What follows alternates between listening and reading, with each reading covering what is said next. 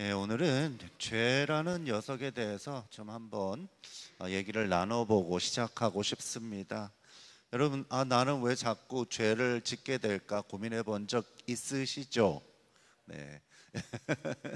어, 네. 이런 고민을 안 하는 사람을 뭐라고 하냐면 비기독교인이라고 합니다. 기독교인은 이런 고민을 하게 되어 있습니다. 예수님 영접한 사람은 고민을 하게 되어 있습니다. 뭐 세상 사람은 이런 고민 안 해요. 할 필요도 없고요. 자, 그러면 이 죄라는 녀석에 대해서 한번 우리 얘기해 봅시다.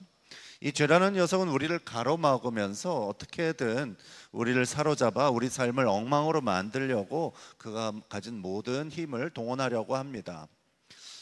죄는 처음에는 달콤한 모습으로 우리에게 접근해 옵니다. 그리고 그 달콤함만 있고 그 이후에도 우리 삶은 그 달콤함을 계속 즐기면서 살아갈 수 있을 것 같은 착각을 주죠. 여기 예를 들어서 외로움에 빠진 남자가 있다고 칩시다. 그 누구도 가리키고 있지 않습니다. 가상의 인물이 있다고 칩시다. 이 외로운 마음에 인터넷 웹서핑을 하다가 어떤 여배우의 수영복 사진을 보았습니다. 그리고 어떤 달콤함을 느낍니다. 그리고 인터넷 여기저기를 뒤지면서 예쁜 여배우의 수영복 사진을 이렇게 자꾸 웹서핑을 합니다. 여기까지는 괜찮은 것 같죠. 이것 때문에 삶이 파괴된다든지 삶이 망쳐질 것 같다든지 이런 것이 없는 것 같습니다. 그러나 죄는 전염성이 있고요. 죄는 힘이 있습니다.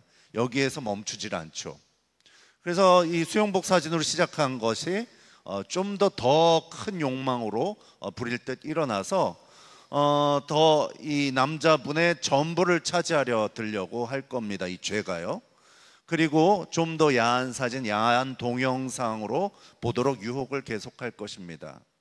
왜냐하면 죄라는 것이 힘이 있기 때문이고 어떤 일종의 장악력이 있기 때문이죠.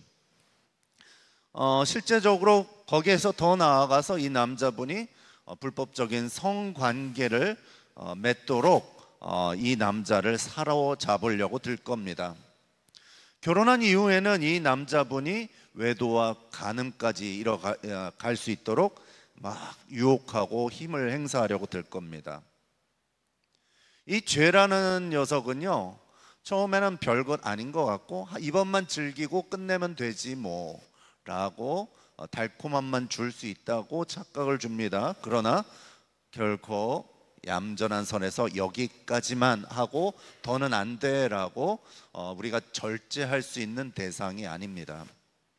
이 죄라는 녀석을 그대로 방치하게 된다면 음란이라는 이 녀석이 사람의 삶을 지배해서 삶을 망치고요, 그 삶을 망칠 뿐만 아니라 가정까지 망치게 되죠. 그죠?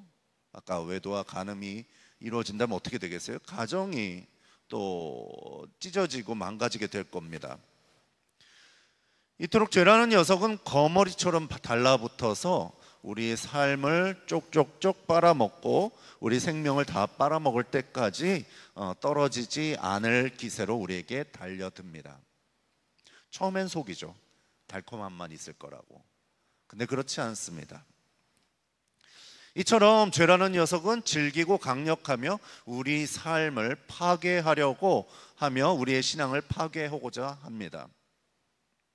그런데 죄에 대해 우리가 전쟁을 시작하고 거룩을 향해 나아가려고 하면 하나님께서 우리에게 격려하시죠. 오늘 본문 말씀으로 이렇게 말씀하십니다. 하나님의 복되신 약속이 있습니다. 죄가 너희를 주관하지 못하리니 라고 말씀하십니다. 죄는 강력합니다. 죄는 끈질기게 유혹합니다. 그러나 결코 예수를 믿는 우리 성도들을 점령하지는 못합니다. 이것이 복되신 하나님의 우리를 향한 약속입니다. 갈라디아서 2장 20절 말씀을 함께 읽으시겠습니다. 갈라디아서 2장 20절 말씀 함께 읽으시겠습니다. 시작. 내가 그리스도와 함께 십자가에 못 박혔나니 그런즉 이제는 내가 사는 것이 아니요 오직 내 안에 그리스도께서 사시는 것이라.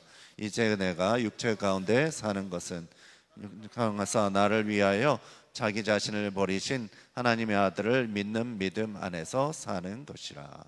아멘. 하나님의 약속은 이것입니다. 우리가 예수님을 영접하는 순간 우리는 다시 태어납니다. 이것을 중생이라고 하죠. 이것은 비유적인 표현도 아니고 문학적인 표현도 아닙니다. 실제적으로 새 생명이 우리 안에서 태어난다는 것입니다. 듣기 좋으라고 하는 말도 아닙니다. 실제적인 어떤 새로운 생명이 우리 안에서 태어난다는 것이죠. 예수님을 영접하는 순간 그리스도께서는 우리 안에서 사시고 활동하시고 역사하시게 됩니다.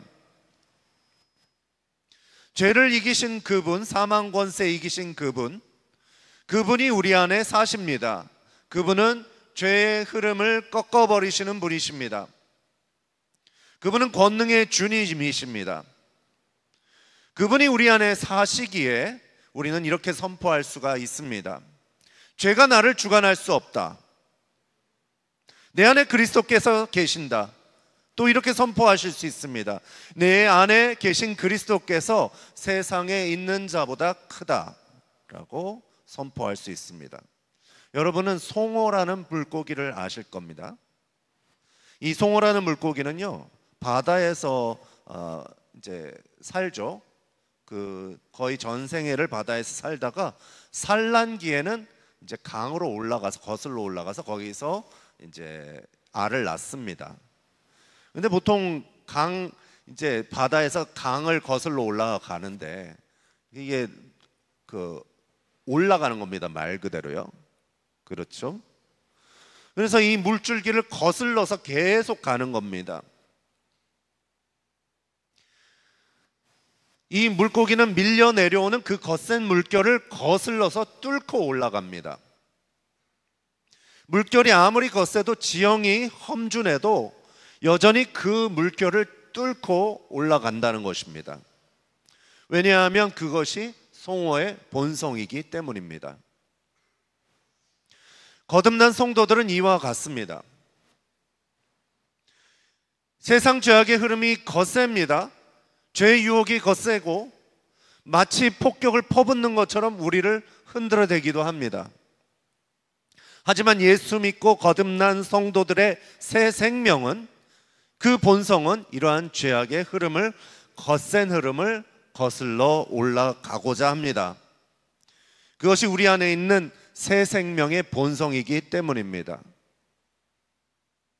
이런 부분에 대해서 19세기의 위대한 설교자인 스펄전이라는 설교자, 이 목사님은 이런 비유를 했습니다. 진흙탕에 빠진 양과 돼지를 비유로 들었습니다. 먼저 돼지를 한번 생각해 봅시다. 돼지가 진흙탕에 빠지면 어떻게 돼요? 어떻게 해요? 그 상태를 즐길 겁니다. 진흙탕이 전혀 불편하지 않죠, 돼지에게는.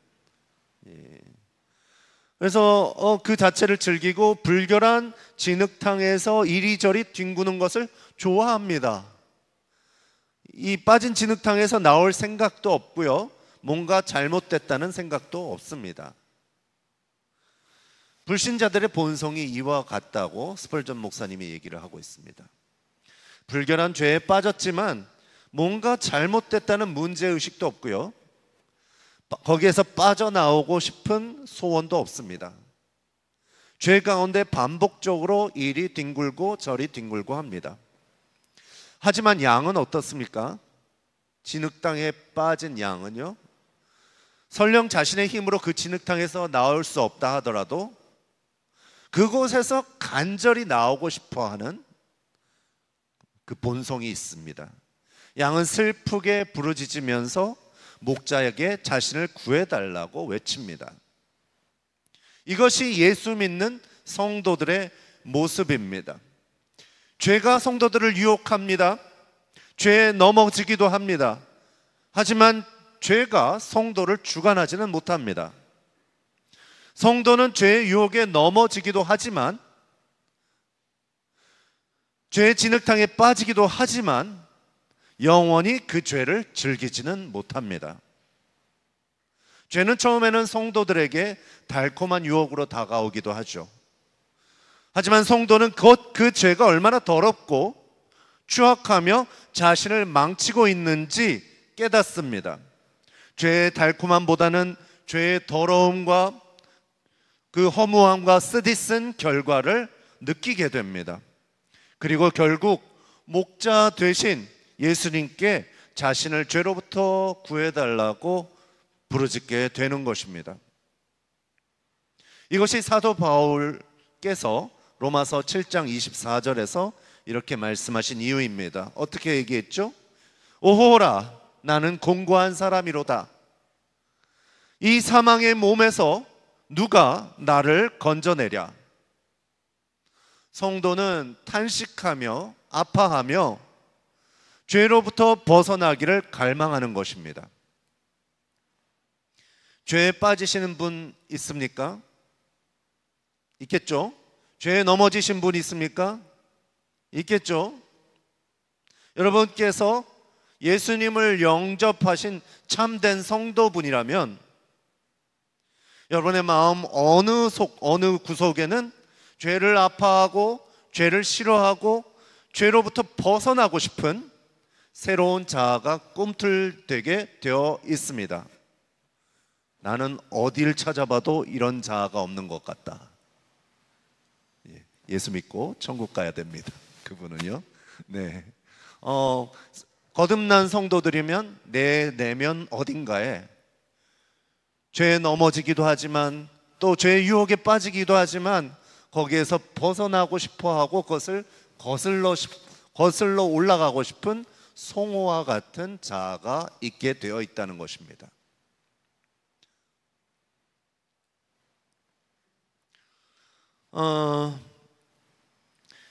우리는 이러한 우리 안에 새로운 자아와 함께 거룩한 거룩을 향한 발걸음을 옮길 수가 있는 것입니다. 오늘 설교 제목이 거룩을 향한 발걸음이죠. 우리 안에 그 송호와 같은 새로운 자아와 함께 우리는 거룩을 향한 발걸음을 옮길 수가 있는 것입니다. 그렇기 때문에 우리는 거룩을 향한 발걸음을 내디디며 사는 것이 우리의 운명이요, 본성이요, 행복입니다.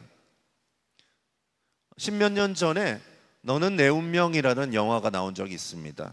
그 영화에 보면 시골의 어떤 농부가 어떤 매춘부를 만나서 매춘부를 보고 사랑에 빠집니다. 그리고 결국 결혼까지 합니다. 근데 이 신부가 옛날 버릇을 버리지 못하고 좀 옛날의 나쁜 짓을 다시 합니다.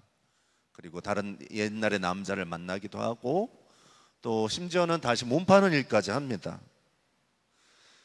그런데 이 시골의 그 농부는 아무리 그 매춘부 부인이 못되게 굴고 속을 썩이고 못된 짓을 해도 끝까지 쫓아가면서 사랑합니다. 주변 사람이 물어봅니다. 왜 하필이면 그 여자냐고, 왜 그 여자를 끝까지 포기하지 않냐고. 거기에서 나온 제목이 이 제목입니다. 너는 내 운명이다. 그 여자가 내 운명이라는 겁니다. 그런데 여러분, 우리는 다른 운명을 가지고 있습니다. 거룩이 우리의 운명이라는 것입니다. 우리 안에는 죄의 흐름을 거슬러 올라가고자 하는 송호가 살고 있습니다. 죄를 깨뜨리고 정복하신 그리스도께서 사시고 계십니다. 그러니 거룩을 추구하며 사는 것이 우리의 운명입니다. 죄를 극복하는 것이 우리의 행복입니다. 성도들은 죄를 이기고 죄를 정복하며 살 때 행복하게 되어 있습니다. 저의 삶에도 많은 죄가 저를 괴롭혀 왔습니다. 목사 안수를 받는 그 순간에 모든 죄가 짜자자작 사라진다. 그렇게 될 것 같다. 손 들어보세요. 여러분, 현실적이군요. 그렇지 않습니다. 전혀. 그렇지 않아요. 신학교를 가는 순간 모든 죄가 끊어졌다. 그런 간증은 없습니다. 저도 인간 저도 죄인이에요. 예, 똑같은. 예, 저의 삶에도 많은 죄가 저를 괴롭혀 왔습니다. 탐욕, 음란, 분노, 미움, 복수심 등 수많은 죄악들이 저를 괴롭혀 왔습니다.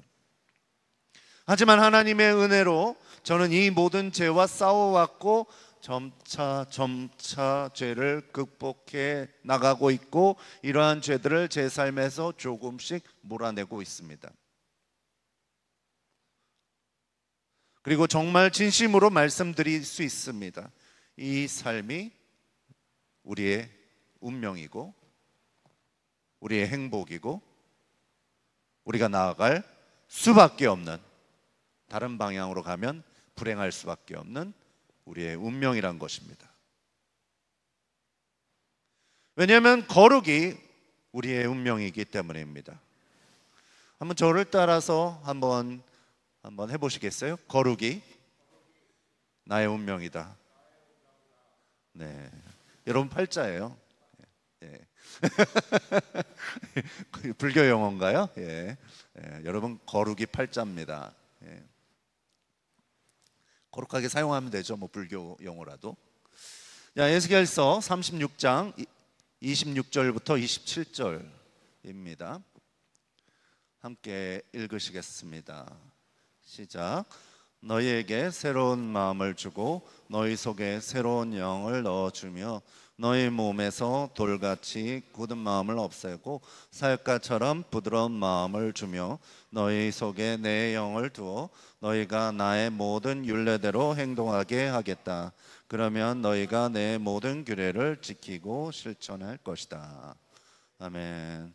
이제 아시아나 아프리카 같은 빈민국에 가보면요, 아이들의 특징이, 거기에 사는 아이들의 특징이 신발을 신지 않고 다닙니다. 그래서 그냥 근데 돌밭도 있고 모래밭도 있고 막 이런데도 맨발로 잘들도 뛰어다닙니다. 어떻게 이렇게 잘 뛰어다니고 잘 사냐? 신발 없이. 보면은 이 발에 보면 굳은 살이 이만큼 박혀 있습니다. 굳은 살이 신발만큼 이미 신발이 됐어요. 굳은 살이. 그래서 아무리 이제 이 돌짝밭에 뛰어다녀도 아프지를 않는 것이죠. 굳은 살이 박히면 아픔을 느끼지 못합니다. 돌짝밭에 걸어도 모래밭에 걸어도 아픔을 느끼지를 않습니다. 근데 오늘 이 에스겔서 말씀에 하나님께서, 성령께서 우리 가운데 오시면 하시는 일이 뭐예요? 마음에서 굳은 마음을 제하신대요. 그리고 살같이 부드러운 마음을 주신답니다. 그럼 예를 들면 아프리카의 아이들의 이제 발바닥에 굳은 살이 제해진다고 칩시다. 그럼 어떻게 해요? 모래밭을 걸으면, 돌밭을 걸으면 많이 아프죠. 예, 많이 아파서 견딜 수가 없을 겁니다. 오늘 본문 말씀에 보면 우리로 하여금 거룩한 삶을 살도록 하기 위해 성령님께서 우리에게 오셔서 하시는 일이 이와 같습니다. 우리 마음에서 굳은 마음을 제하시는 것입니다. 굳은 마음의 특징은 굳은 살과 같습니다. 느끼지를 못합니다. 죄가 얼마나 자신의 삶과 타인의 삶을 파괴하고 있는지, 하나님과의 관계를 망치고 있는지 느끼지를 못합니다. 죄의 악취나는 더러움이 느껴지질 않습니다. 이 정도 죄는 누구나 짓는 거 아니야? 나 정도는 괜찮지 뭐, 스스로 변명하며 정당화할 뿐입니다. 그런데 성령님께서 오셔서 우리 마음에서 굳은 살을 제거하십니다. 어떻게 될까요? 살 같은 부드러운 마음을 주십니다. 어떻게 될까요? 그 부드러운 살이 돋은 발로 돌짝밭을 걸어요. 어떻게 될까요? 아프죠. 아픔이 돌아오는 겁니다. 느끼지 못하던 것들을 느끼기 시작합니다. 죄의 파괴성과 악취나는 더러움을 느끼기 시작합니다. 그것이 자기 자신과 주변 사람들을 얼마나 망치고 있는지 깨달아지기 시작합니다.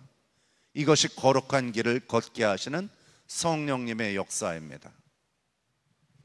저에게도 이 같은 일이 일어났습니다. 저에게는 아주 나쁜 죄의 문제가 있었는데요. 신혼 때 얘기입니다. 제 아내에게 버럭버럭 화내면서 가끔씩 제 아내를 홀대하는 나쁜 버릇이 있었습니다. 꼰대 같은 남편. 네. 아유, 제 입으로 하니까 쑥스럽네. 네. 저의 신경은 온통 목회 사역에 가 있었습니다. 그리고 제 아내가 목회 사역에 적극적으로 협력을 안 하는 것 같으면 제 아내에게 화를 내고 왜 협력을 안 해주냐 이러면서 막 심지어는 홀대하는 그런 버릇이 있었습니다. 이런 나쁜 버릇 때문에 저와 제 아내 그리고 제 가정은 큰 피해를 당하고 있었습니다. 제 아내의 영혼은 심각한 상처를 받고 있었고 제 딸들도 나중에 저를 무서워하게 됐습니다. 그렇기 때문에 저는 가정에서 투명인간처럼 외로운 시기가 있었습니다. 저희 가정의 분위기는 냉랭해져 갔습니다. 그러니까 가정이 냉랭하니까 가정에서 재미를 못 보니까 제가 어떻게 더 이제 사역에 집중하게 되겠죠. 그러면 또 가정을 홀대하고 또 부인을 홀대하고 이런 일들이 악순환이 일어났습니다. 그러면서도 저는 그 심각성을 잘 몰랐습니다. 이렇게 변명하곤 했습니다. 아내에 대해 나의 분노와 홀대는 정당해. 남편의 거룩한 목회 사역을 잘 도왔어야지. 나 정도면 별다리 특히 나쁜 짓도 안 하고 남들은 바람도 많이 핀다는데 이런 식의 괜찮은 남편 아니야? 이런 얼토당토 않는 자기 합리화가 있었습니다. 마음에 굳은 살이 있었던 것이죠. 그러다가 성령님께서 어느 날 저의 마음에 임하셨습니다. 그리고 제 마음에 굳은 살을 제거하셨습니다. 저는 모든 것을 다시 느끼기 시작했습니다.